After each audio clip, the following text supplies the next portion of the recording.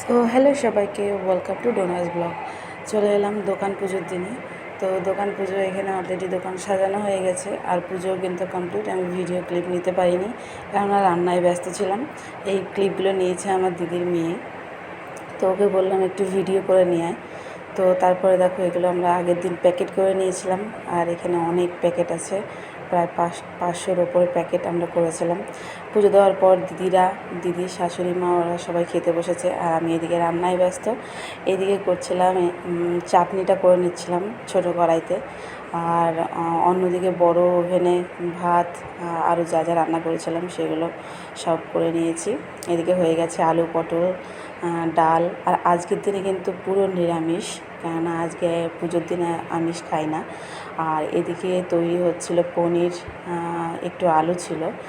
আলু আমি দিতে চাইছিলাম না, তাও দিদি বললো না একটুখানি আলু দে।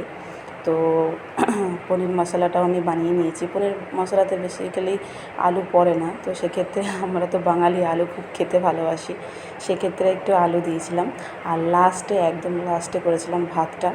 তো ভাতটা চাপিয়ে দিয়েছি। তো এদিকে রান্না সব মোটামুটি কমপ্লিট, পনিরও হয়ে গেছে, চাটনিও হয়ে গেছে। তো রান্নার সম্পূর্ণ দায়িত্বটাই আমার ওপর ছিল। তো রান্নাটা আমি করে নিয়েছি। আর রান্না আমি করি না, তো একটু ভয় ছিলাম যে রান্না কেমন হবে। তো সবাই কিন্তু খেয়ে খুব ভালো করেছে।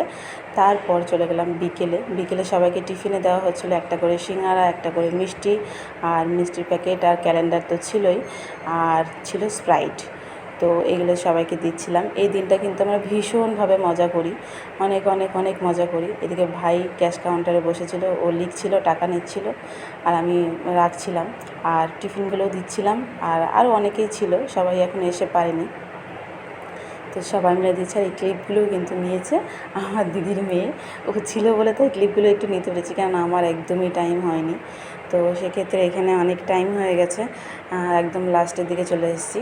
তো প্যাকেট দিতে সব কিছু করতে করতে কিন্তু আমাদের প্রায় 10:30 11টা বেজে গেছিলো। তারপরে খাওয়া দাওয়া করে আমরা সবাই বাড়িতে গেছি। তো ভিডিওটা এইটুকুই। দেখা হবে নতুন কোনো ভিডিওতে, নতুন কোনো ব্লগে। ততক্ষণের জন্য আপনারা অনেক অনেক ভালো থাকবেন।